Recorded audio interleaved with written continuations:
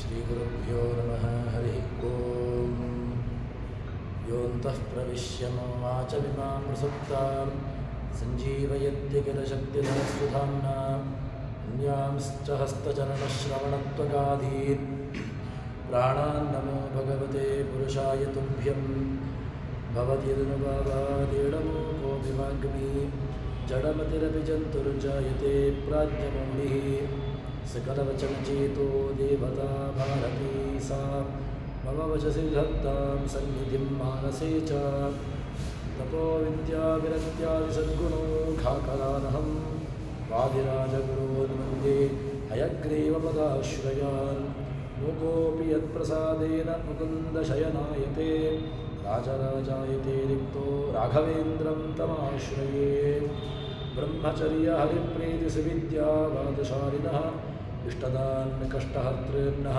विद्यामान्यान् मुनीन् नमः ಶ್ರೀಗುರುಭ್ಯೋ ನಮಃ. ವೇದವ್ಯಾಸರ ಸ್ತೋತ್ರವನ್ನು ಜಗನ್ನಾಥದಾಸರು ಗ್ರಂಥದ ಆರಂಭದಲ್ಲಿ ಮಂಗಲಾಚರಣ ಸಂಧಿಯಲ್ಲಿ ವೇದವ್ಯಾಸರನ್ನು ಸ್ತೋತ್ರ ಮಾಡ್ತಾ ಇದ್ದಾರೆ. ಎಂಥವರು ವೇದವ್ಯಾಸರು ಅಂತ ಕೇಳಿದ್ರೆ ಛೇದ ಭೇದ ವಿಷಾದ ಕುಟಿಲಾಂತಾದಿ ಮಧ್ಯವಿದೂರ ಆದಾನಾದಿ ಕಾರಣ ಬಾದರಾಯಣ ಪಾಹಿ ಸತ್ರಾಣ ಅಂತ ಹೇಳಿಕೊಂಡು ಅವರು ಎಂಥವರು ಅಂತ ಕೇಳಿದಾಗ ಅವರ ವಿಶೇಷಣಗಳನ್ನು ಒಂದೊಂದಾಗಿ ಅದನ್ನು ವಿಶ್ಲೇಷಣೆ ಮಾಡುತ್ತಾರೆ. ಆದಾನಾದಿ ಕಾರಣ ಅಂತ ಒಂದು ಶಬ್ದ ಇದೆ ವೇದವ್ಯಾಸರಿಗೆ. ಏನು ಅಂತಂದರೆ ಆದಾನಾದಿ ಕಾರಣ ಅಂತ ಕೇಳಿದರೆ ವೇದವ್ಯಾಸರು ವೇದವ್ಯಾಸ ಅಂತ ಅನಿಸಿದ್ದು ಯಾಕೆ ಅಂತ ಕೇಳಿದರೆ ಅವರು ಅನಂತವಾಗಿರತಕ್ಕಂತಹ ವೇದರಾಶಿಯಿಂದ ಕೆಲವೊಂದಷ್ಟು ವೇದ ಭಾಗಗಳನ್ನು ಸಜ್ಜನರಿಗೆ ಅವರ ಉದ್ಧಾರಕ್ಕೋಸ್ಕರವಾಗಿ ಕೊಟ್ಟಿರುವ ನಿಮಿತ್ತದಿಂದಾಗಿ ಆದಾನಾದಿ ಕಾರಣ ಅಂದರೆ ಅನಂತ ವೇದರಾಶಿಯಿಂದ ವೇದದ ಭಾಗಗಳನ್ನು ತೆಗೆದು ಅದರಲ್ಲಿ ಕೆಲವೊಂದಷ್ಟು ಶಾಖೆಗಳು ಉಪಶಾಖೆಗಳು ತಮ್ಮ ಶಿಷ್ಯರಿಗೆ ಕೊಟ್ಟಿರತಕ್ಕಂತಹದ್ದು. ಇದನ್ನು ಕೊಟ್ಟಿದ್ದರಿಂದಾಗಿ ಅವರನ್ನು ಆದಾನಾದಿ ಕಾರಣ ಅಂತ ಅವರಿಗೆ ವಿಶೇಷಣವನ್ನು ಜಗನ್ನಾಥದಾಸರು ಕೊಡ್ತಾರೆ. ಅದಾದ ಮೇಲೆ ಇನ್ನೊಂದು ಏನು ಅಂತ ಕೇಳಿದ್ರೆ ಆದಾನ ಎಂಬಂತಹ 3 ಶಬ್ದಗಳಿದೆ ಅದರಲ್ಲಿ. ಒಂದು ಆಕಾರಕ್ಕೆ ಏನರ್ಥ ಅಂತ ಕೇಳಿದ್ರೆ ಮೊದಲಿನ ಆದಿ ಹುಟ್ಟು. ಇನ್ನು ಧಾನ್ಯ ದಾನೆ ಧಾನ್ಯ ಧಾರಣ ಪೋಷಣೆಯೋ ದಾಕಾರಕ್ಕೆ ಅರ್ಥವನ್ನು ಹೇಳುವುದು ಅಂತಾದರೆ ಒಂದು ಕಾರಣ ಮಧ್ಯ ಅಂತ ಅರ್ಥ ಬರ್ತದೆ. ಅಂದರೆ ಧಾನ್ಯ ಧಾರಣ ಪೋಷಣೆಯೋ ಧಾರಣ ಅಂದರೆ ಧಾರಣ ಶಬ್ದಕ್ಕೆ ರಕ್ಷಣೆ ಅಂತ ಅರ್ಥ. ಒಂದು ಆದಿ ಹುಟ್ಟುವಿಕೆಗೆ ಕಾರಣ, ಇನ್ನೊಂದು ರಕ್ಷಣೆ ಸ್ಥಿತಿಗೆ ಕಾರಣ. ಅದಾದ ಮೇಲೆ ನಾಶ ಆದಾನ ನಕಾರಕ್ಕೆ ನಾಶ ಅಂತ ಅರ್ಥ, ನಯರ್ಥಕ್ಕೆ ಅಲ್ಲಿ ನಾಶ ಅಂತ ಅರ್ಥ. ಅಲ್ಲಿಗೆ 3 ಅರ್ಥವನ್ನು ಹೇಳಿದಾಗ ಆಯಿತು. ಆದಾನ ಶಬ್ದಕ್ಕೆ ಸೃಷ್ಟಿ ಸ್ಥಿತಿ ಲಯ ಈ 3 ಕಾರಣಗಳಿಂದಾಗಿ ಅವರನ್ನು ಆದಾನ ಅಂತ ಅರ್ಥವನ್ನು ಮಾಡ್ತಾರೆ. ಅದಾದ ಮೇಲೆ ಮುಂದೆ ಹೇಳ್ತಾರೆ ಆದಾನಾದಿ ಕಾರಣ ಅಂತ ಹೇಳಿಕೊಂಡು ಮುಂದೆ ಏನು ಅಂತ ಕೇಳಿದರೆ ಬಾದರಾಯಣ ಅಂತ ಶಬ್ದವನ್ನು ಹೇಳಿದ್ದಾರೆ ವೇದವ್ಯಾಸ ಅಲ್ಲಿ ಜಗನ್ನಾಥದಾಸರು. ಏನು ವೇದವ್ಯಾಸರಿಗೆ ಬಾದರಾಯಣ ಅಂತ ಶಬ್ದಕ್ಕೆ ಇಲ್ಲಿ ಕೇವಲ ಬದರೀವಾಸಿಗಳು ಅಂತ ನಾವು ಅರ್ಥವನ್ನು ಮಾಡಿಬಿಡ್ತೇವೆ. ಅಷ್ಟೇ ಅರ್ಥವನ್ನು ಹೇಳುವುದರಲ್ಲಿ ತಾತ್ಪರ್ಯ ಅಲ್ಲ. ಮತ್ತೇನು ಅಂತ ಕೇಳಿದರೆ ವಾಸ್ತವಿಕವಾಗಿ ಅದೇ ಅರ್ಥ. ಏನು ಬದರಿ ಅಂತ ಹೇಳಿದರೆ ಬದರಿ ಕ್ಷೇತ್ರದಲ್ಲಿ ವಾಸವನ್ನು ಮಾಡುವ ಮೂಲಕವಾಗಿ ಅತ್ಯಂತ ಎತ್ತರದ ಕ್ಷೇತ್ರದಲ್ಲಿ ಪುಣ್ಯಕ್ಷೇತ್ರದಲ್ಲಿ ತಾವು ಇರತಕ್ಕಂಥವರು. ಆದ್ದರಿಂದ ಎತ್ತರದ ದೇವತೆ ಎತ್ತರದ ಕ್ಷೇತ್ರದಲ್ಲಿ ವಾಸವನ್ನು ಮಾಡಿರುವುದರಿಂದಾಗಿ ಅವರು ಎತ್ತರದ ದೇವತೆ. ಸರ್ವೋತ್ತಮ ದೇವತೆ ಎಂಬಂಥ ಒಂದು ವಿಶೇಷಣವನ್ನು ಅರ್ಥೈಸಿಕೊಂಡ ಆ ವಿಶೇಷಣಕ್ಕೆ ಅರ್ಥವನ್ನು ಹೇಳಿದಾಗಾಗ್ತದೆ. ಆದರೂ ಕೂಡ ಇನ್ನೊಂದು ಏನು ಅಂತ ಕೇಳಿದರೆ ಬಾದರಾಯಣ ಶಬ್ದಕ್ಕೆ ಅವರು ಬದರಿಯಲ್ಲಿ ನೆಲೆಸಿರತಕ್ಕಂತಹ ಬಾದರಾಯಣ ಅಲ್ಲಿ ನಾರಾಯಣ ರೂಪ. ಇಂತಹ ವ್ಯಾಸರು ಅವರು ಸರ್ವೋತ್ತಮ ದೇವತೆ, ಸರ್ವೋತ್ಕೃಷ್ಟ ದೇವತೆ ಹೊರತು ಬೇರೆ ಯಾರೂ ಅಲ್ಲ ಎಂಬಂತಹ ಒಂದು ಅರ್ಥವನ್ನು ಇದರಲ್ಲಿ ಅವರಿಗೆ ಪ್ರಚುರಪಡಿಸಬೇಕಿತ್ತು, ಅದನ್ನು ಹೇಳಬೇಕಿತ್ತು. ಅದಕ್ಕೋಸ್ಕರವಾಗಿ ಬಾದರಾಯಣ ಅಂತ ಶಬ್ದವನ್ನು ಜಗನ್ನಾಥದಾಸರು ಹೇಳಿದ್ದಾರೆ. ಇಂತಹ ಬಾದರಾಯಣ ಪಾಹಿ ಸತ್ರಾಣ ತ್ರೈಂಗ ಪಾಲನೆ. ಇನ್ನೊಂದು ಏನು ಅಂತ ಕೇಳಿದ್ರೆ ಯಶ್ಚಂದ್ರಮಸಿ ಯಚ್ಛಾಗ್ನೋ ದತ್ತೇಜೋ ವಿದ್ಯಮಾಮಕಂ ಅಯನಂ ಅಂದರೆ ಆ ಎಲ್ಲ ದೇವತೆಗಳಲ್ಲಿ ಸೂರ್ಯಚಂದ್ರರ ಒಳಗಿದ್ದುಕೊಂಡು ಅವರಲ್ಲಿ ಬೆಳಗತಕ್ಕಂತಹ ಸಾಮರ್ಥ್ಯ, ಬೆಳಗುವಿಕೆ ಯಾರದ್ದು ಅಂತ ಕೇಳಿದ್ರೆ ಅದು ಭಗವಂತನದ್ದು ಎಂಬಂತಹ ಅರ್ಥವನ್ನು ತೋರಿಸಿಕೊಡ್ತಾರೆ. ಬಾದರಾಯಣ ಅಯನ ಅಂದರೆ ಆ ಏನು ಆಶ್ರಯ, ಮುಖ್ಯ ಆಶ್ರಯ ಎಂಬಂತಹ ಅರ್ಥವನ್ನು ಜಗನ್ನಾಥದಾಸರು ನಮಗೆ ತಿಳಿಸಿಕೊಡ್ತಾರೆ. ಬಾದರಾಯಣ ಪಾಹಿ ಸತ್ರಾಣ, ಸತ್ರಾಣ ಎಂಥವರು ಬಾದರಾಯಣರು ಅಂತ ಕೇಳಿದರೆ ಸತ್ರಾಣರು. ಎಲ್ಲಿಗೆ? ನಮಗೆ ಸಜ್ಜನರಿಗೆ ರಕ್ಷಣೆಯನ್ನು ಕೊಡ್ತಾರೆ. ಸಜ್ಜನರಿಗೆ ರಕ್ಷಣೆ ಕೊಡುವುದು ಯಾವುದು?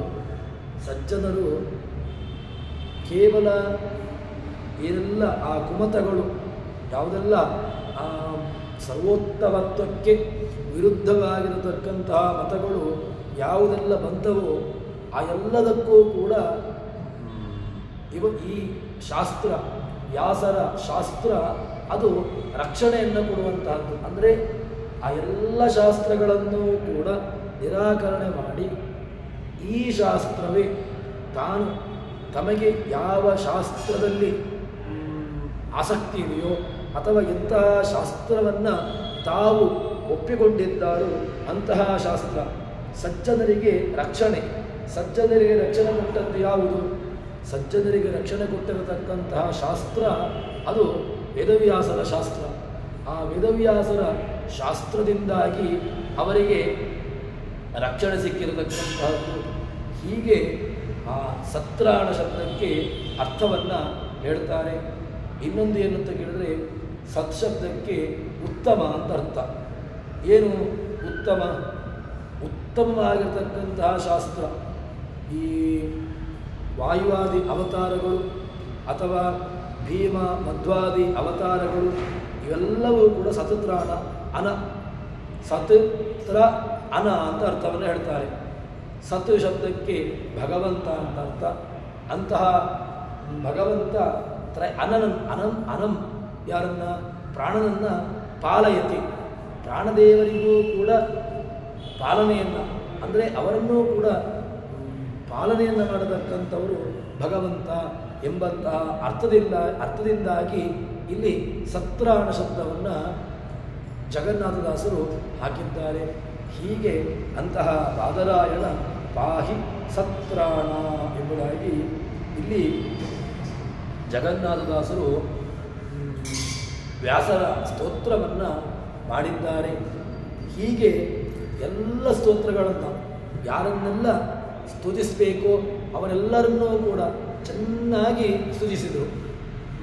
ಮೊದಲಿಗೆ ನರಸಿಂಹನನ್ನು ಹಿಡ್ಕೊಂಡು ನರಸಿಂಹದಿಂದಾಗಿ ಅದರ ನಂತರ ಪ್ರಾಣದೇವರ ನಂತರ ಭಾರತಿ, ಅದೇ ರೀತಿಯಾಗಿ ಸರಸ್ವತೀ ದೇವಿಯರು, ಅದಾದ ಮೇಲೆ ಈ ಮುಂದೆ ವೇದವ್ಯಾಸರನ್ನು, ಅದಾದ ಮೇಲೆ ಈಗ ಜಗನ್ನಾಥದಾಸರು ಮಧ್ವರ ಸ್ತುತಿಯನ್ನು ಮಾಡ್ತಾರೆ. ಹೇಗಿದ್ದಾರೆ ಮಧ್ವರು ಅಂತ ಕೇಳಿದರೆ ಅವರ ಸ್ತೋತ್ರವನ್ನು ಹೇಳ್ತಾರೆ.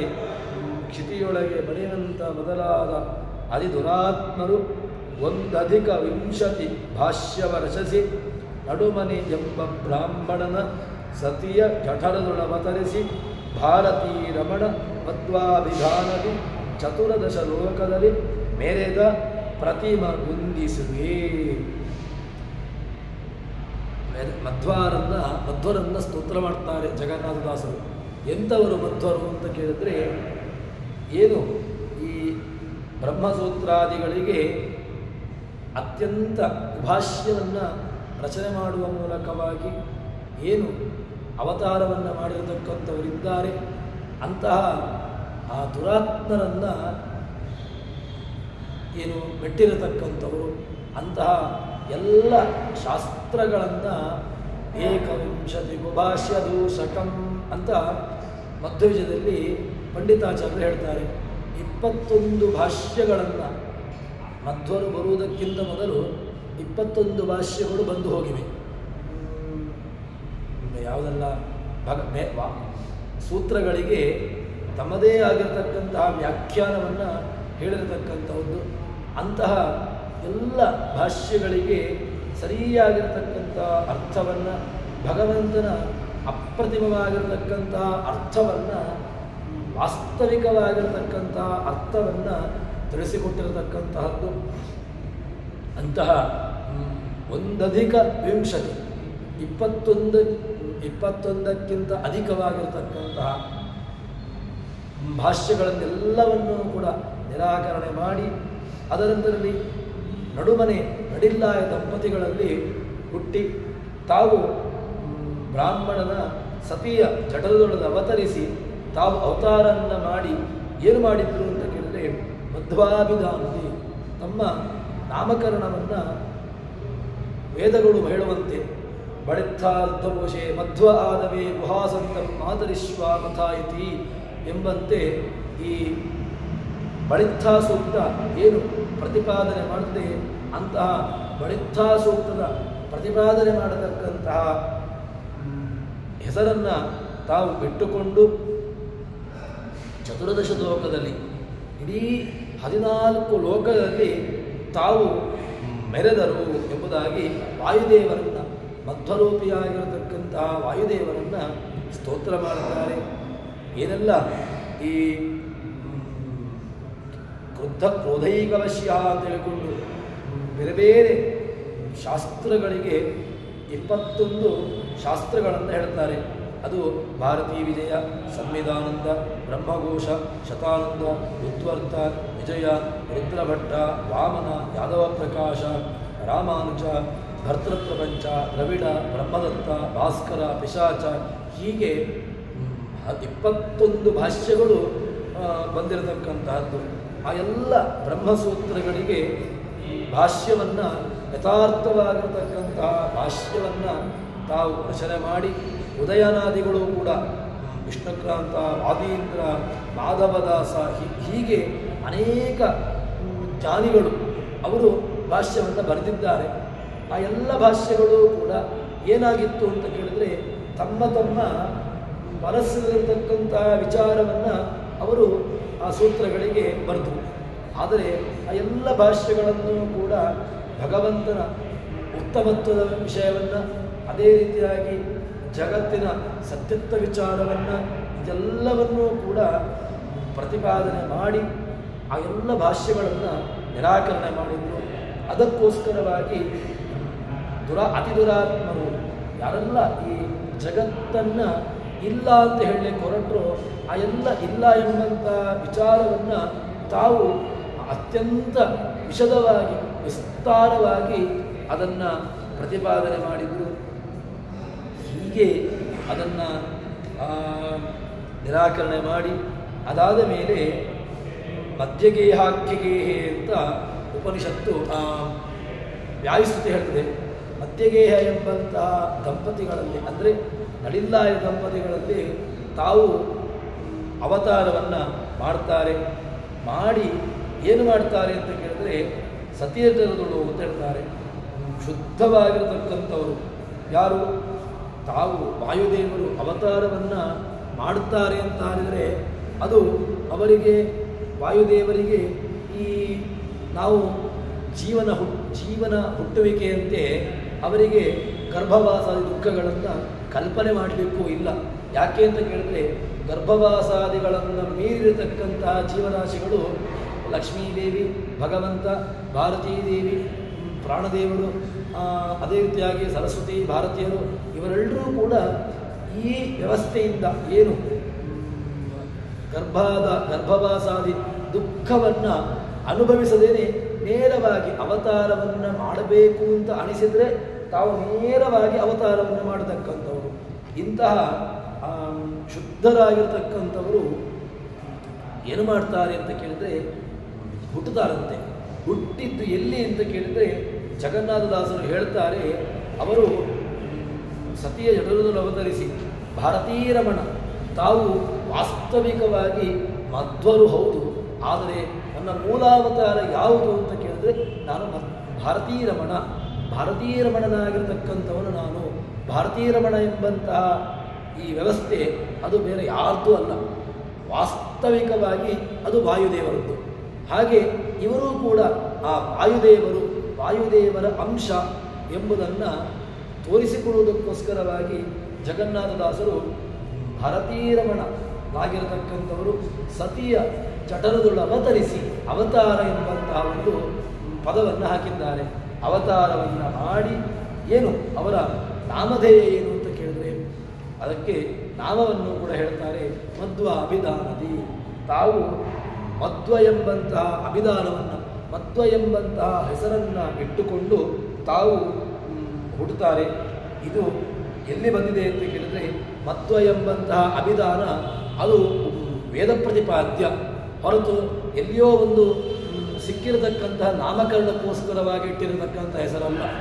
ಉಪನಿಷತ್ತು ಬಳಿತಾ ಸೂಕ್ತ ಹೇಳುವಾಗಲೇ ಮಧ್ವಾ ಆದವೇ ಗುಹಾಸಂತಮ್ಮ ತರಿಶ್ವಾಮಥಾಯತಿ ಪ್ರಯತ್ನಿತಃ ಪಾರಮಾನ್ಯತೆ.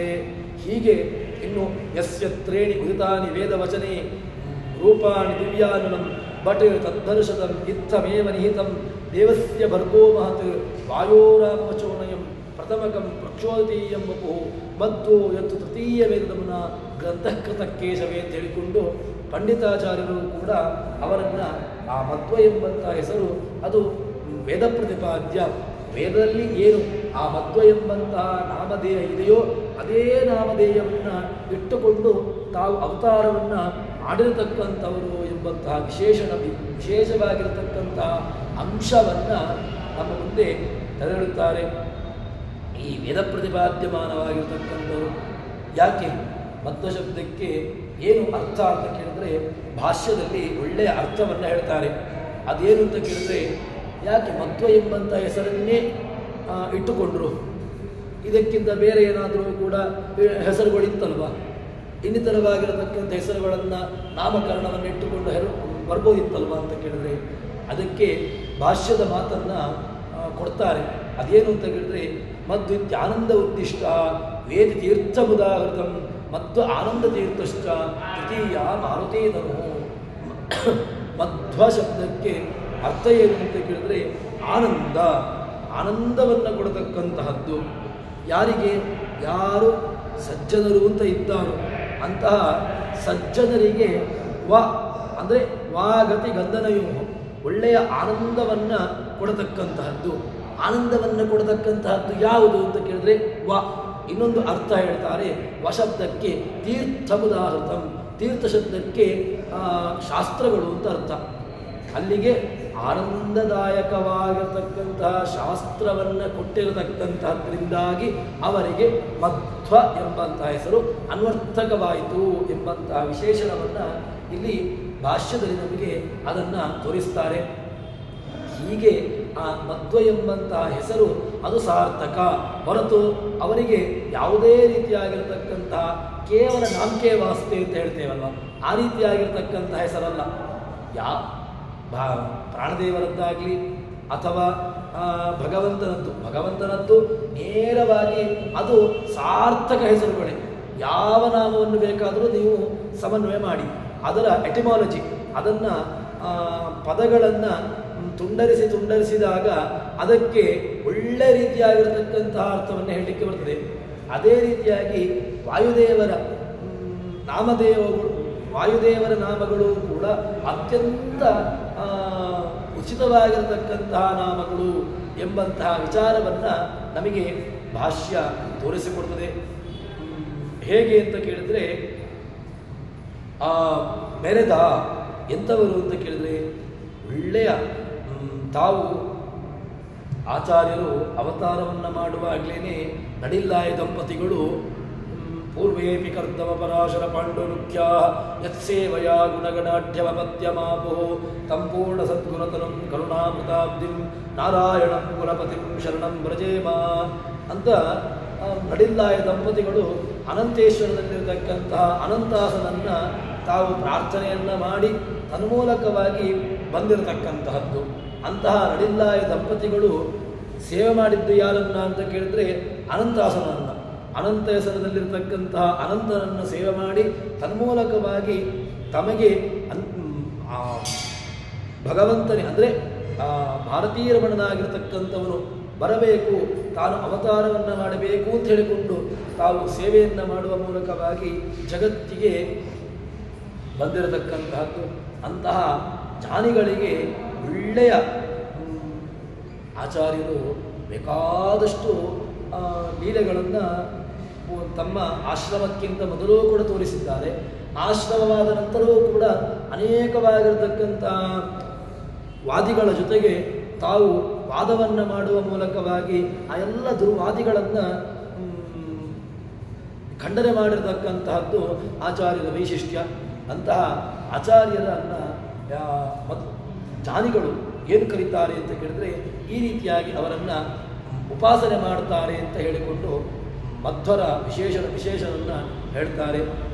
ಯಾವುದು ಎಲ್ಲ ಪೀಠೇ ರತ್ನೋಪ್ಲಗಪ್ತೆ ಎಲ್ಲ ಲೋಕಗಳು ಚತುರ್ದಶ ಲೋಕದಲ್ಲಿ ಅಂದರೆ ಭೂಲೋಕ, ಭುವರ್ಲೋಕ, ಸ್ವರ್ಲೋಕ, ಮಹೋಲೋಕ, ಜನೋಲೋಕ, ತಪೋಲೋಕ, ಸತ್ಯಲೋಕ, ಅತಲ, ಇದು 7 ಮೇಲಿನ ಲೋಕಗಳು. ಇನ್ನು ಅತಲ, ಸುತಲ, ಪಾತಾಲ, ರಸಾತಲ, ಮಹಾತಲ,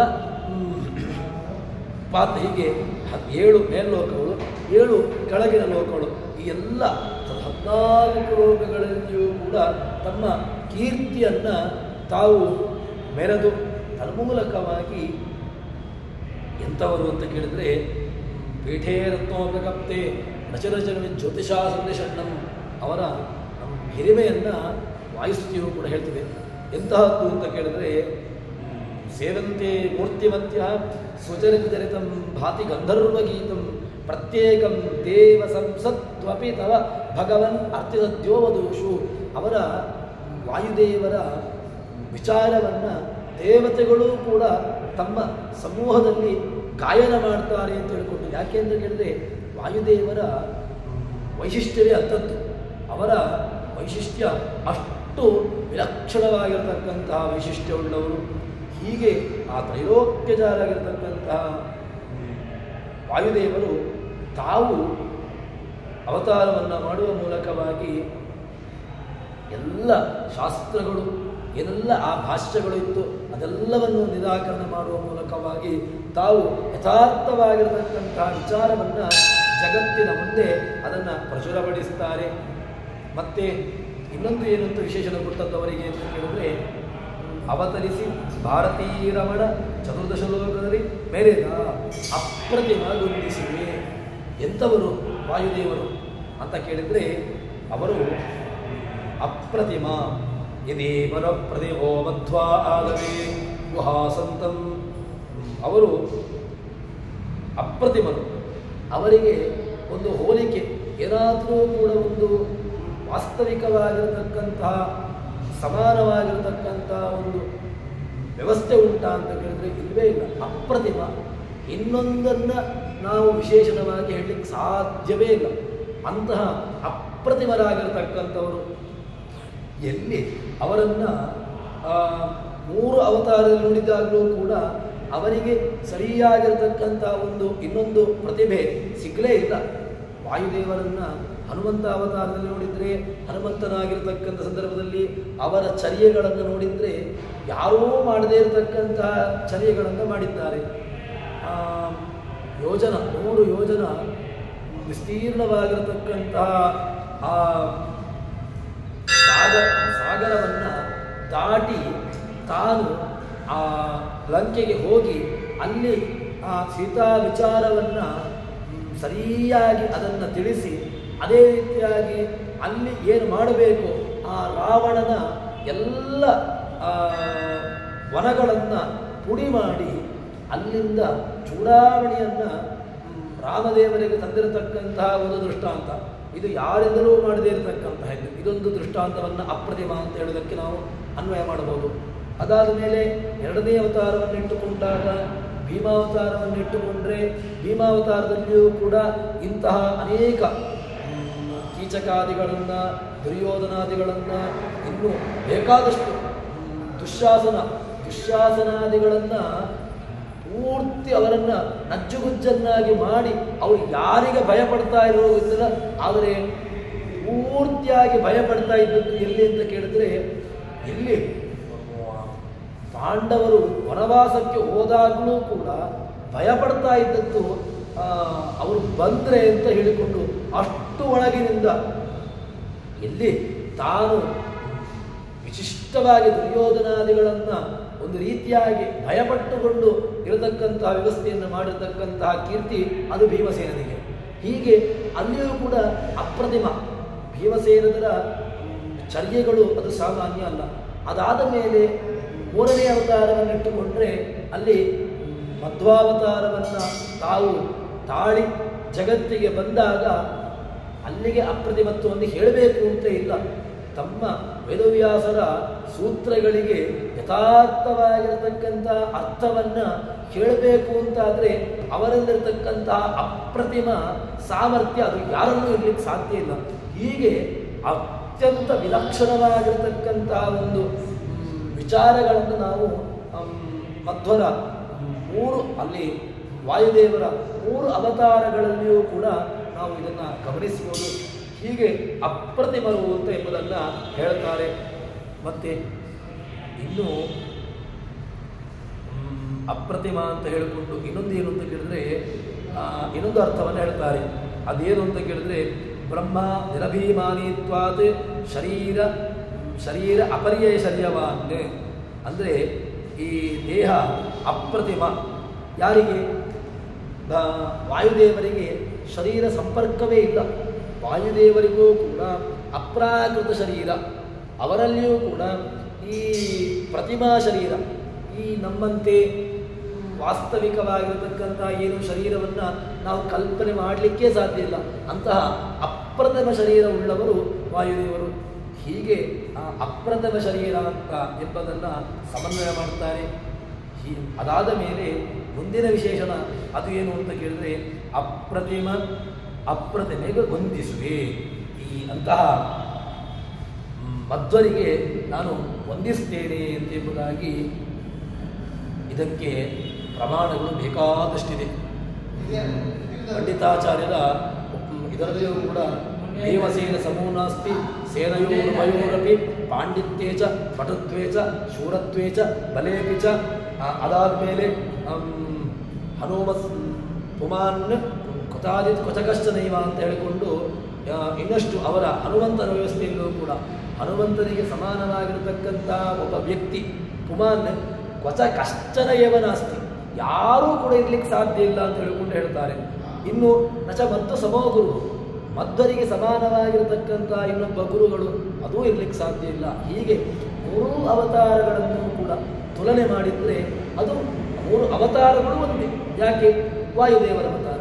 ಆದರೆ ಅವರಿಗೆ ಇನ್ನೊಂದು ಯಾವುದಾದರೂ ಕೂಡ ಇನ್ನೊಂದು ತಕ್ಕಡಿಯಲ್ಲಿ ಒಂದು ಕಡೆಯಲ್ಲಿ ವಾಯುದೇವರ ಅವತಾರವನ್ನು ಇಟ್ಟುಕೊಂಡು ಇನ್ನೊಂದು ತಕ್ಕಡಿಯಲ್ಲಿ ಯಾರನ್ನಾದರೂ ಹಾಕ್ತೇನೆ ಅಂತ ಹೇಳಿದ್ರೆ ಸಾಧ್ಯವೇ ಇಲ್ಲ. ಯಾರೂ ಕೂಡ ಸಮಾನವಾಗಲಿಕ್ಕೆ ಸಾಧ್ಯವೇ ಇಲ್ಲ ಅಂತ ಹೇಳಿಕೊಂಡು ಹೀಗೆ ಮಧ್ವರ ಅತ್ಯಂತ ಉತ್ಕೃಷ್ಟತ್ವವನ್ನು ನಮಗೆ ಪ್ರತಿಪಾದನೆ ಮಾಡ್ತದೆ. ಅದಾದ ಮೇಲೆ ಮುಂದೆ ಇನ್ನಷ್ಟು ಅದರ ವಿಚಾರಗಳನ್ನು ಒಂದೊಂದಾಗಿ ಬಿಡಿಸ್ತಾ ಬರ್ತಾರೆ. ಏನು ವಿಚಾರಗಳು ಯಾವುದು ಅಂತ ಕೇಳಿದ್ರೆ, ಪಂಚಭೇದಾತ್ಮಕ ಪ್ರಪಂಚಕ್ಕೆ ಪಂಚರೂಪಾತ್ಮಕನೇ ದೈವಕ ಪಂಚಮುಖ ಶಕ್ರಾದಿಗಳು ಕಿಂಕರರು ಶ್ರೀಹರಿಗೆ ಪಂಚವಿಂಶತಿ ತತ್ವ ತರತಮ ಪಂಚಿಕೆಗಳನ್ನು ಬೇಡ್ದ ಭಾವಿ ವಿರಿಂಚಿ ಇನಿಪ ಆನಂದ ತೀರ್ಥರ ನೆನೆವೆನು ಅನುದಿನವೂ. ಆನಂದ ತೀರ್ಥರನ್ನು ನಾನು ನಿತ್ಯದಲ್ಲೂ ಕೂಡ ಸ್ಮರಣೆ ಮಾಡ್ತೇನೆ. ಎಂಥವರು? ವಾಯುದೇವರು ಎಂಥವರು? ಆನಂದ ತೀರ್ಥರು ಎಂಥವರು? ಆನಂದದಾಯಕವಾಗಿರತಕ್ಕಂತಹ ತೀರ್ಥ ಶಾಸ್ತ್ರ. ಆನಂದ ತೀರ್ಥ ಅಂತ ಯಾಕೆ ಅಂತ ಕೇಳಿದ್ರೆ, ಆನಂದವಾಗಿರತಕ್ಕಂತಹ ತೀರ್ಥ ಶಾಸ್ತ್ರಗಳನ್ನು ಕೊಟ್ಟವರು, ಅದರಿಂದಾಗಿ ಅವರು ಆನಂದ ತೀರ್ಥರು. ಮಧು ಆನಂದವಾಗಿರತಕ್ಕಂತಹ ಶಾಸ್ತ್ರಗಳು, ಅದರ ಅಂತಹ ಶಾಸ್ತ್ರಗಳಿಗೆ ಭಾಷ್ಯಾದಿಗಳನ್ನು ರಚನೆ ಮಾಡುವ ಮೂಲಕವಾಗಿ ಸಜ್ಜನರಿಗೆ ಆನಂದವನ್ನು ಕೊಟ್ಟಿರತಕ್ಕಂಥವರು. ಹೀಗೆ ಆನಂದ ತೀರ್ಥರು ಮಧ್ವರು ಏನು ಹೆಸರುಗಳನ್ನು ಹೇಳಿದರೂ ಕೂಡ ಅವರಿಗೆ ಅದು ಸಮನ್ವಯವಾಗದೆ ಅಷ್ಟೇ ಅನ್ವರ್ಥಕವಾಗದೆ ಎಂಬುದನ್ನು ಹೇಳ್ತಾರೆ. ಒಂದೊಂದೇ ವಿಶೇಷಣಗಳನ್ನು ಚಿಂತನೆ ಮಾಡುವ. ಏನು ಎಂಥವರು ಮಧ್ವರು ಏನು ಮಾಡಿದ್ದಾರೆ? ಮಧ್ವರು ಜಗತ್ತಿಗೆ ಕೊಟ್ಟಿರತಕ್ಕಂತಹ ಕೊಡುಗೆ ಏನು ಅಂತ ಕೇಳಿದ್ರೆ, ಪಂಚಭೇದಾತ್ಮಕ ಪ್ರಪಂಚ. ಜಗತ್ತು 5 ಭೇದವುಳ್ಳದ್ದು. ಯಾವುದು ಅಂತ ಕೇಳಿದ್ರೆ,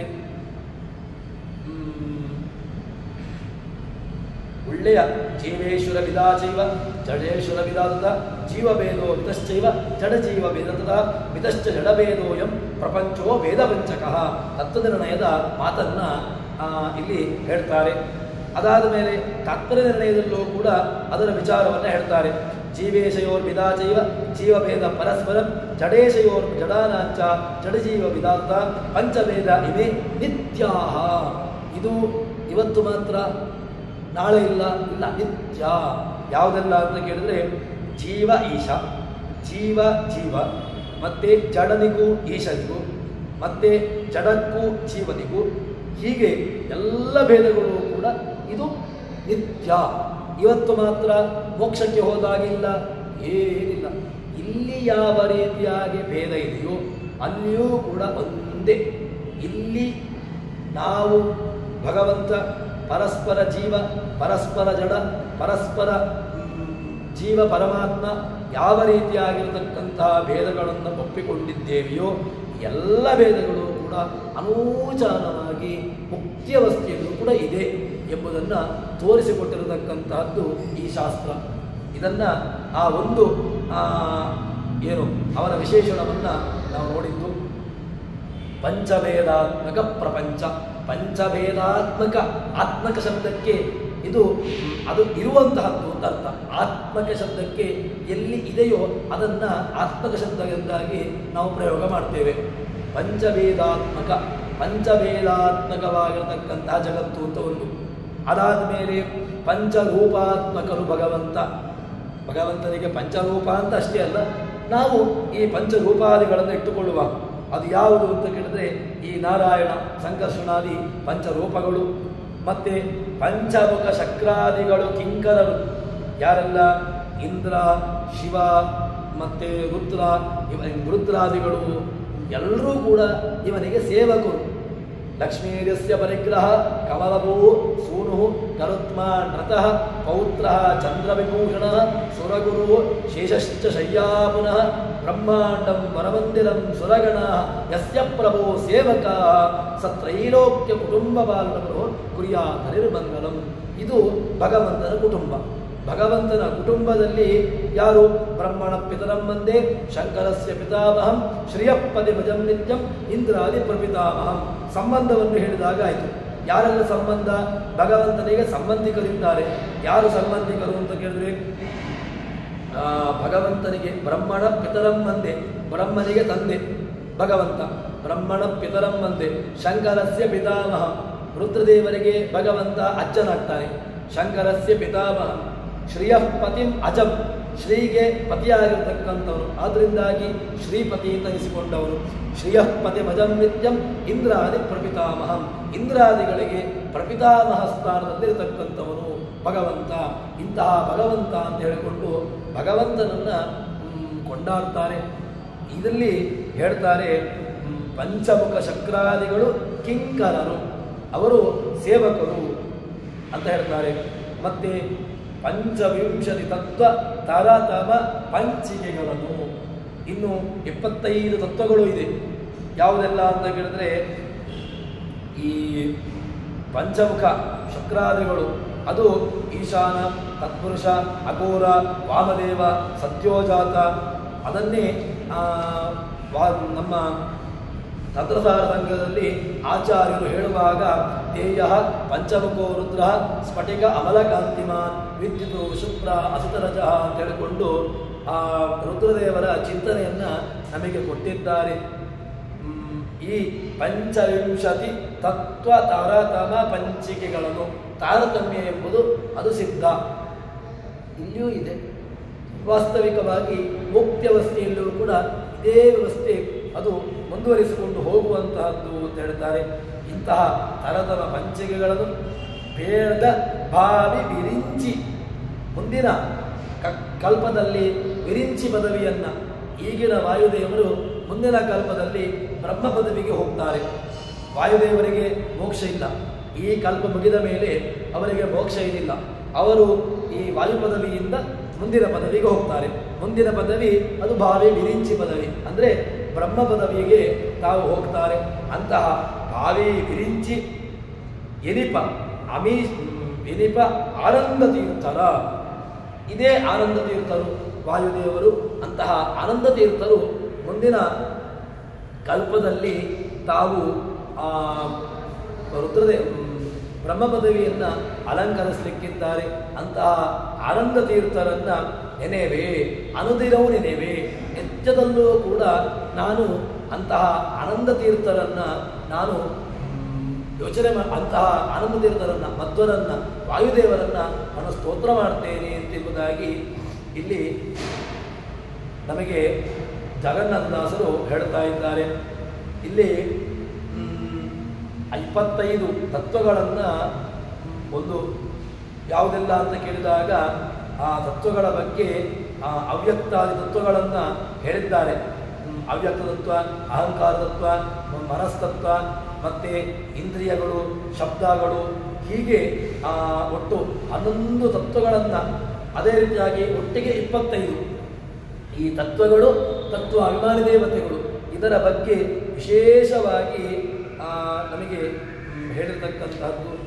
ಇದರಲ್ಲಿ ಈಗ ಮುಖ್ಯವಾಗಿ ಒಂದೊಂದನ್ನೇ ನೋಡುವುದು ಅಂತಾದರೆ ಯಾವುದೆಲ್ಲ ಅಂತ ಕೇಳಿದ್ರೆ, ಪಂಚಭೇದಾತ್ಮಕ ಪ್ರಪಂಚ ದೈವಕ ಎಂಬುದನ್ನು ಒಂದು ಶಬ್ದವನ್ನು ಹೇಳಿದ್ದಾರೆ. ಯಾವುದು? ಪಂಚರೂಪಾತ್ಮಕನೇ ದೈವಕ. ಯಾಕೆ ಅಂತ ಕೇಳಿದರೆ ಅದರಲ್ಲಿ ಬೇರೆ ಬೇರೆ ರೂಪವನ್ನು ಭಗವಂತ ಧಾರಣೆ ಮಾಡುತ್ತಾನೆ ಅಂತ. ಮತ್ಸ್ಯಾಕಾರೂಪಾಲಯೋಧ ವಿಹಾರಿನ್ ಆಚಾರ್ಯರು ನಮಗೆ ದ್ವಾದಶ ಸ್ತೋತ್ರವನ್ನು ಕೊಡುವಾಗಲೂ ಕೂಡ ಹೇಳಿದ್ದದನ್ನೇ. ಮತ್ಸ್ಯಕರೂಪಲಯೋಧ ವಿಹಾರಿನ್ ವೇದವಿನೇತ ಚತುರ್ಮುಖ ವಂದ್ಯ ಅಂತ ಹೇಳಿಕೊಂಡು ಪೂರ್ವ ಸ್ವರೂಪಕ ಎಲ್ಲ ಕಪ್ರತ್ಯವನ್ನು ಅಲ್ಲಿ ಸೇರಿಸ್ತಾ ಬಂದಿದ್ದಾರೆ. ಕಪ್ರತ್ಯಯ ಯಾಕೆ? ಕಪ್ರತ್ಯಯವನ್ನು ಹೇಳಬಾರ್ದು, ಮತ್ಸ್ಯ ಅಂತ ಹೇಳ್ಬೋದಿತ್ತು, ಅಥವಾ ಕೂರ್ಮ ಸ್ವರೂಪಕ ಮತ್ಸ್ಯಕ ಇತ್ಯಾದಿ ಕಪ್ರತ್ಯಯವನ್ನು ಹಾಕಿದರ ಉದ್ದೇಶ ಏನು? ವ್ಯರ್ಥವೋ? ಆಚಾರ್ಯರು ಆ ಕಪ್ರತ್ಯಯವನ್ನು ಹಾಕಿರತಕ್ಕಂಥದ್ದು ಅದರಲ್ಲಿ ಯಾವುದೇ ರೀತಿಯಾಗಿರತಕ್ಕಂಥ ಅರ್ಥ ಇಲ್ಲ. ಅದನ್ನು ಸುಮ್ಮನೆ ಏನೋ ಅವರಿಗೆ ಅದರ ಶ್ಲೋಕವನ್ನು ಪೂರ್ಣೆ ಮಾಡಬೇಕಿತ್ತು.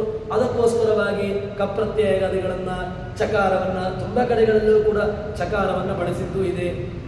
ಸೂತ್ರಗಳಲ್ಲಿ ನಾವು ನೋಡ್ತೇವೆ, ವೇದವ್ಯಾಸರಿಗೆ ಶಬ್ದದಾರಿತ್ವ ಇತ್ತು.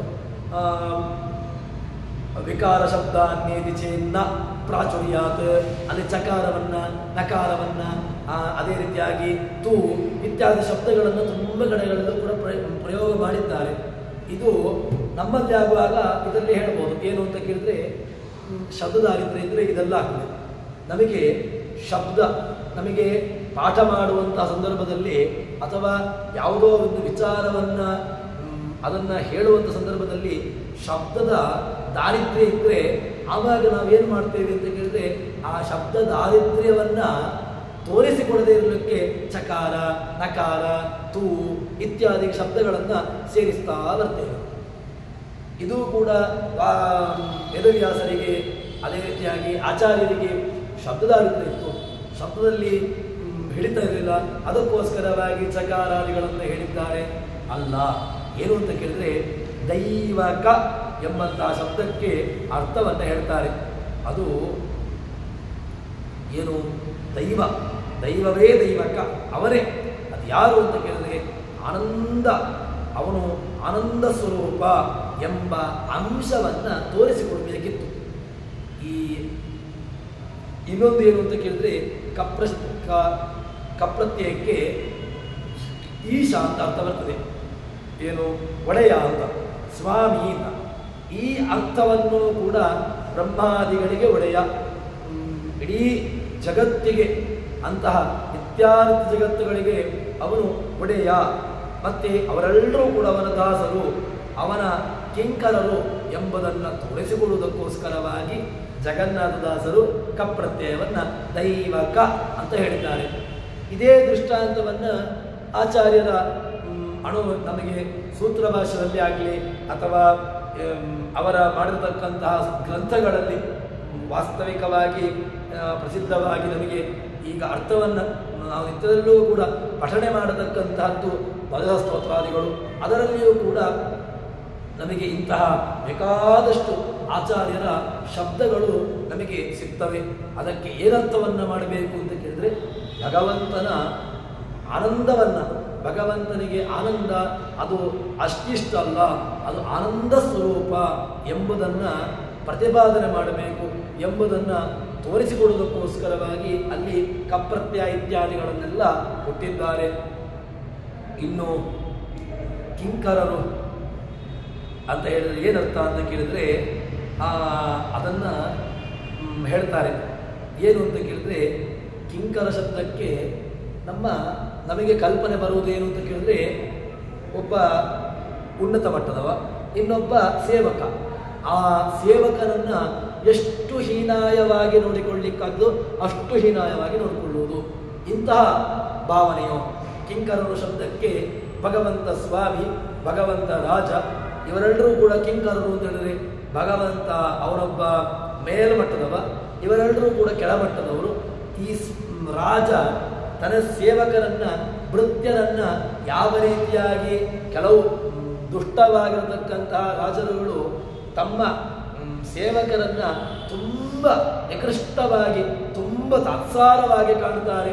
ಆ ರೀತಿಯಾಗಿರ್ತಕ್ಕಂತಹ ರಾಜಕಿಂಕರ ಭಾವವನ್ನು ಇಲ್ಲಿ ಇಟ್ಟುಕೊಂಡು ನೀವೇನಾದರೂ ಕೂಡ ಆ ಅರ್ಥವನ್ನು ನಿಮ್ಮ ವ್ಯವಸ್ಥೆಯಲ್ಲಿ ಆ ಅರ್ಥವನ್ನು ಇಟ್ಟುಕೊಂಡು ಹೇಳ್ತಾ ಇದ್ದೀರು ಅಂತ ಕೇಳಿದ್ರೆ ಆ ಅರ್ಥ ಅಲ್ಲ. ಮತ್ತೇನು ಕೇಳಿದ್ರೆ, ನಮ್ಮಲ್ಲಿ ಕಿಂಕರ ಶಬ್ದಕ್ಕೆ ಏನರ್ಥ ಅಂತ ಕೇಳಿದ್ರೆ, ದೇಹ ಉದ್ಯದ್ಭಾಸ ಸಮಾಭಾಸ ಅಂತ ಹೇಳಿಕೊಂಡು ಚಿದಾನಂದೇಕ ದೇಹವ ಅಂತ ಹೇಳಿಕೊಂಡು ಅವನು ನಮ್ಮ ಉದ್ಯದ್ಭಾಸ ಸಮಾಭಾಸ ಚಿದಾನಂದೇಕ ದೇಹವಾನ್ ಚಕ್ರಶಂಕ ಗದಾಬದ್ಧ ನಲವದ್ದೇವ ಹಮೀಶ್ವರ ಲಕ್ಷ್ಮೀಧರಾಭ್ಯಾಮಾದೃಷ್ಟ ಸಮೂರ್ತಿ ಗಣಮತಿಕ ಬ್ರಹ್ಮವಾಯು ಶಿವ ಈಶ ವಿಪೇಶಕ್ರಾದಿಕೇರಪಿ ಸೇವ್ಯಮಾನೋದಿಕಂ ಭಕ್ತ್ಯ ನಿತ್ಯನಿಶ್ಚಯ ಶಕ್ತಿಮಾನ್ ಮೂರ್ತಿಯೋಷ್ಟಾವಿದ್ಯೆಯ ಚಕ್ರಶಂಕವರಾಮೈ ಅಂತ ಹೇಳಿಕೊಂಡು ಆ ನಾರಾಯಣನ ಧ್ಯಾನವನ್ನು ಹೇಳುವಾಗ ನಾವು ಅವನ ದಾಸರು ಯಾವ ರೀತಿಯಾಗಿರ್ತಕ್ಕಂತಹದ್ದು ಅಂತ ಕೇಳಿದ್ರೆ, ನಮ್ಮ ಪ್ರತಿಮಾ ಮೂಲ ಸ್ವರೂಪ ಭಗವಂತ, ನಾವೆಲ್ಲರೂ ಕೂಡ ಅವನ ರಿಫ್ಲೆಕ್ಷನ್. ಹೇಗೆ ಅಂತ ಕೇಳಿದ್ರೆ, ಒಂದು ರೀತಿಯಾಗಿರ್ತಕ್ಕಂತಹ ಕನ್ನಡಿ ಎಂಬುದು ಪೂರ್ಣ ಸಾದೃಶ್ಯ ಆಗುವುದಿಲ್ಲ. ಯಾಕೆ? ಕನ್ನಡಿಯಲ್ಲಿ ನಾವು ಪೂರ್ವಾಭಿಮುಖವಾಗಿದ್ದಾಗ ಅದು ಪಶ್ಚಿಮಾಭಿಮುಖವಾಗಿರ್ತದೆ. ಆ ರೀತಿಯಾಗಿಯೂ ಕೂಡ ಅದನ್ನು ಹೇಳಲಿಕ್ಕೆ ಬರೋದಿಲ್ಲ. ಆದರೂ ಕೂಡ ನಮಗೆ ಭಗವಂತ ಒಂದು ರೀತಿಯಾಗಿರ್ತಕ್ಕಂತಹ ಅವನು ಸ್ವಾಮಿತ್ವ ಭಾವವನ್ನು, ದಾಸಸ್ವಾಮಿತ್ವ ಭಾವವನ್ನು ತೋರಿಸಿಕೊಡ್ತಾ ಇದ್ದಾರೆ. ಮತ್ತೊಂದು ಏನು ಅಂತ ಕೇಳಿದ್ರೆ, ಬಿಂಬ ಪ್ರತಿಬಿಂಬ ಭಾವ. ಮುಖ್ಯವಾಗಿ ಜಗನ್ನಾಥದಾಸರಿಗೆ ಯಾವುದನ್ನು ತೋರಿಸಿಕೊಡಬೇಕಿತ್ತು, ಯಾವುದನ್ನು ಹೇಳಬೇಕಿತ್ತು ಅಂತ ಕೇಳಿದ್ರೆ ಬಿಂಬ ಪ್ರತಿಬಿಂಬ ಭಾವವನ್ನು ತೋರಿಸಿಕೊಡಬೇಕಿತ್ತು. ಭಗವಂತ ನಮಗೆ ಬಿಂಬ, ನಾವು ಅವನ ಪ್ರತಿಬಿಂಬರು. ಬಿಂಬೋಸಿ ಪ್ರತಿಬಿಂಬೋಸ್ಮಿ ತವ ಯದ್ಯಪಿ ಚಾಂದನಂ. ನೀನು ಬಿಂಬ, ನಾವು ನಿಮ್ಮನೆ ಪ್ರತಿಬಿಂಬ. ಯಾಕೆ? ನಮಗೆ ಭಗವಂತ ಬಿಂಬಸ್ಥಾನೀಯನಾಗಿದ್ದಾಗ ನಾವು ಅವನ ರಿಫ್ಲೆಕ್ಷನ್ ಆಗಿರ್ತೇವೆ. ಈ ರೀತಿಯಾಗಿರ್ತಕ್ಕಂತಹ ವ್ಯವಸ್ಥೆಯಲ್ಲಿ ನಮಗೆ ಅರ್ಥವನ್ನು ಮಾಡಬೇಕು. ಇಲ್ಲದಿದ್ದರೆ ದಾಸರು ಅಂತ ಹೇಳಿದಾಗ ಕೆಳಮಟ್ಟದವರು ಅಥವಾ ತುಳಿಯಲ್ಪಡುವವನು, ಈ ರೀತಿಯಾಗಿರ್ತಕ್ಕಂತಹ ನಿಕೃಷ್ಟವಾಗಿರ್ತಕ್ಕಂತಹ ಅರ್ಥವನ್ನು ಹೇಳ್ತಾರೆ. ಆದರೆ ಆ ರೀತಿಯಾಗಿರ್ತಕ್ಕಂತಹ ಅರ್ಥ ಅಲ್ಲ ಇದು. ಭಗವಂತ ಆಭಾಸಕೋಸ್ಯ ಪವನಸ್ಯ ರುದ್ರ. ತಾತ್ಪರ್ಯ ನಿರ್ಣಯದಲ್ಲಿ ಯಾರಿಗೆ ಬಿಂಬ ಪ್ರತಿಬಿಂಬರು ಅಂತ ಹೇಳಿದಾಗ ಅಭಾಸಕ ಅಸ್ಯ ಪವನಸ್ಯ ರುದ್ರ, ಪವನನಿಗೆ ರುದ್ರದೇವರು ಅಂತ ಹೇಳಿಕೊಂಡು ಹೀಗೆ ಬಿಂಬ ಪ್ರತಿಬಿಂಬ ಭಾವವನ್ನು ಹೇಳಿಕೊಂಡು ಹೇಳ್ತಾ ಬರ್ತಾರೆ. ಅದಕ್ಕೋಸ್ಕರ ಅಲ್ಲಿ ಆ ಬಿಂಬ ಪ್ರತಿಬಿಂಬ ಭಾವವನ್ನು ತೋರಿಸಿಕೊಡೋದಕ್ಕೋಸ್ಕರವಾಗಿ ಕಿಂಕರ ಎಂಬಂತಹ ಅರ್ಥವನ್ನು ಇಲ್ಲಿ ಜಗನ್ನಾಥದಾಸರು ನಮ್ಮ ಮುಂದೆ ಅದನ್ನು ಪ್ರಚುರಪಡಿಸಿದ್ದಾರೆ. ಅದಾದ ಮೇಲೆ ಮುಂದಿನ ಶಬ್ದ ಏನು ಅಂತ ಹೇಳಿದ್ರೆ ತಾರಾತಾಮ. ಇದನ್ನು ಹೇಳಿದ ತಕ್ಷಣ ನಮಗೆ ಒಂದು ರೀತಿಯಾಗಿರ್ತಕ್ಕಂತಹ ವ್ಯವಸ್ಥೆ, ಅದೇನೋ ಒಂದು ರೀತಿಯಾಗಿ ಈ ಶಬ್ದದಲ್ಲಿ ಗೊಂದಲ. ಅದು ಲೌಕಿಕವಾಗಿ ನಾವು ಅರ್ಥೈಸಿದರೆ ಅಲ್ಲಿ ನಾವು ಅದನ್ನು ಒಪ್ಪಿಕೊಳ್ತೇವೆ. ಯಾಕೆ? ದೊಡ್ಡವರು ಯಾರೋ ಒಬ್ಬ ಉನ್ನತ ಅಧಿಕಾರಿಯು ಅದರ ಕೆಳ ಅಧಿಕಾರಿಯು ಅವನು ಒಂದೇ ಅಲ್ಲವಂತೆ. ಯಾಕೆ? ಉನ್ನತ ಅಧಿಕಾರಿಗೆ ಅವನಿಗೆ ವೇತನ ಜಾಸ್ತಿ, ಅದರ ಕೆಳಗಿನ ಅಧಿಕಾರಿಗೆ ವೇತನ ಕಮ್ಮಿ. ಅದ್ಯಾಕೆ? ಇಲ್ಲಿ ತರತಮ ಭಾವನೆ ಇಲ್ಲ ಅಂತಾದರೆ ವೇತನ ಅಧಿಕ, ವೇತನ ಕಡಿಮೆ, ಇದು ತಾರತಮ್ಯ ಆಯ್ತಲ್ವ. ಇನ್ನೊಂದು ದೃಷ್ಟಾಂತ ಏನು ಅಂತ ಹೇಳಿದ್ರೆ ಶಾಲೆಯಲ್ಲಿ ವಿದ್ಯಾರ್ಥಿಗಳು ಓದತಕ್ಕಂತಹ ವಿದ್ಯಾರ್ಥಿ, ಓದದೇ ಇರತಕ್ಕಂತಹ ವಿದ್ಯಾರ್ಥಿ ಎಲ್ಲರೂ ಕೂಡ ಸಮಾನರು, ಎಲ್ಲರಿಗೂ 100. ಇದು ತರತಮ ಅಲ್ಲ. ತರತಮ ಭಾವವನ್ನು ನಾವಿಲ್ಲಿ ಒಪ್ಪಿಕೊಳ್ಳಬಾರದು. ಓದತಕ್ಕಂತಹ ವಿದ್ಯಾರ್ಥಿಗೂ 100 ಕೊಡಬೇಕು, ಓದದೇ ಇರತಕ್ಕಂತಹ ವಿದ್ಯಾರ್ಥಿಗಳಿಗೂ 100 ಕೊಡಬೇಕು. ಇದು ಸಮಾನ. ಅಥವಾ ಇನ್ನೊಂದು ಅರ್ಥವನ್ನು ಹೇಳುವ, ಸಣ್ಣ ಮಗುವಿಗೂ ಕೂಡ ಒಂದೇ ಒಬ್ಬ ಯುವಕ ಎಷ್ಟು ಊಟವನ್ನು ಮಾಡ್ತಾನೋ ಅಷ್ಟೇ ಅನ್ನವನ್ನು ಅವನಿಗೂ ಕೂಡ ಆ ಮಗುವಿಗೂ ಕೂಡ ಹಾಕೋದು. 1ನೇ ಕ್ಲಾಸಿಗೆ ಹೋಗುವಂಥ ವಿದ್ಯಾರ್ಥಿ ಎಂದು ಇಟ್ಟುಕೊಳ್ಳುವ. ಆ ಮಗುವಿಗೆ ಒಬ್ಬ 18 ವರ್ಷದ ಯುವಕ ಊಟ ಮಾಡತಕ್ಕಂತಹ ಅನ್ನವನ್ನು ಅವನಿಗೆ ಪದಾರ್ಥವನ್ನು ಹಾಕೋದು, ನೀ ತಿನ್ನು ಅಂತ ಹೇಳಿಕೊಂಡು. ಯಾಕೆ? ಸಮಾನರು, ಎಲ್ಲರೂ ಒಂದೇ. ನಮ್ಮಲ್ಲಿ ತರತಮ ಭಾವನೆ ಇಲ್ಲ, ಎಲ್ಲ ಒಂದೇ ಅಂತ ಹೇಳಿದಾಗ ಇಲ್ಲಿ ನಾವು ಒಪ್ಪಿಕೊಳ್ಳಿಕ್ಕೆ ತಯಾರಿಲ್ಲ. ಯಾಕೆ? ಅದು ಇಲ್ಲ, ಆ ಮಗುವಿಗೆ ಅಷ್ಟನ್ನು ಜೀರ್ಣಿಸ್ಲಿಕ್ಕಾಗೋದಿಲ್ಲ, ಅದಕ್ಕೋಸ್ಕರವಾಗಿ ಅದಕ್ಕೆ ಎಷ್ಟನ್ನು ಕೊಡಬೇಕು ಅಷ್ಟೇ ಕೊಡಬೇಕು. ಮತ್ತೆ ವಿದ್ಯಾರ್ಥಿಗೆ, ಓದತಕ್ಕಂತಹ ವಿದ್ಯಾರ್ಥಿಗೆ ಅವನಿಗೆ ಜಾಸ್ತಿ ಕೊಡಬೇಕು. ಯಾಕೆ? ಓದ್ತಾನೆ, ಪ್ರಯತ್ನವನ್ನು ಪಟ್ಟಿದ್ದಾನೆ, ಅದಕ್ಕೋಸ್ಕರವಾಗಿ ಅಷ್ಟು ಅಂಕಗಳು ಬಂದಿವೆ. ಓದಿರತಕ್ಕಂತಹ ವಿದ್ಯಾರ್ಥಿಗೆ ಅವನಿಗೂ ಕೂಡ ಅಷ್ಟೇ ಅಂಕಗಳನ್ನು ಕೊಟ್ಟು ಅವನನ್ನು ಕೂಡ ಮುಂದೆ ಹಾಕುವ. ಈ ವ್ಯವಸ್ಥೆಯನ್ನು ನಾವು ಲೌಕಿಕ ವ್ಯವಸ್ಥೆಯಲ್ಲಿ ಒಪ್ಪಿಕೊಳ್ಳೋದಿಲ್ಲ. ಇನ್ನು ವೇತನ ಶ್ರೇಣಿಯಲ್ಲಿಟ್ಟುಕೊಂಡಾಗ ಉನ್ನತ ಅಧಿಕಾರಿಗೆ ಅಧಿಕವಾಗಿರತಕ್ಕಂಥ ಸಂಬಳ, ಅಥವಾ ಅದರ ಕೆಳಗಿನ ಅಧಿಕಾರಿಗೆ ಅಥವಾ ಕಡಿಮೆ ವೇತನ, ಈ ತರತಮ ಭಾವನೆಗಳಲ್ಲಿ ಇದ್ಯಾಕಿಲ್ಲ? ಇದೆಲ್ಲವೂ ಕೂಡ ಒಂದೇ ಅಂತಂದರೆ ಎಲ್ಲವೂ ಒಂದೇ ಆಗಿದೆ. ಅಲ್ಲಿ ಒಪ್ಪಿಕೊಳ್ಳಿಕ್ಕೆ ತಯಾರಿಲ್ಲ. ಇಲ್ಲಿ ಆಗುವಾಗ ದೇವತೆಗಳಲ್ಲಿ, ಭಗವಂತನಲ್ಲಿ, ಜೀವನಲ್ಲಿ ಆಗುವಾಗ ನಮಗೆ ಈ ತರತಮ ಅಂತ ಹೇಳಿದ ತಕ್ಷಣ ನಮಗೆ ಈ ಶಬ್ದ ಗೊಂದಲಕ್ಕೆ ಉಂಟು ಮಾಡಲಿಕ್ಕೆ ಶುರುವಾಗುತ್ತದೆ. ಅಥವಾ ಅದಕ್ಕೆ ನಮ್ಮದೇ ಆಗಿರತಕ್ಕಂತಹ ಒಂದಷ್ಟು ವಿಶ್ಲೇಷಣೆಗಳನ್ನು ನಾವು ಕೊಡಲಿಕ್ಕೆ ಶುರು ಮಾಡ್ತೇವೆ. ಅದಕ್ಕೆ ವಾಸ್ತವಿಕವಾಗಿರತಕ್ಕಂತಹ ಅರ್ಥವನ್ನು ಜಗನ್ನಾಥದಾಸರು ನಮ್ಮ ಮುಂದೆ ಇಡ್ತಾ ಇದ್ದಾರೆ.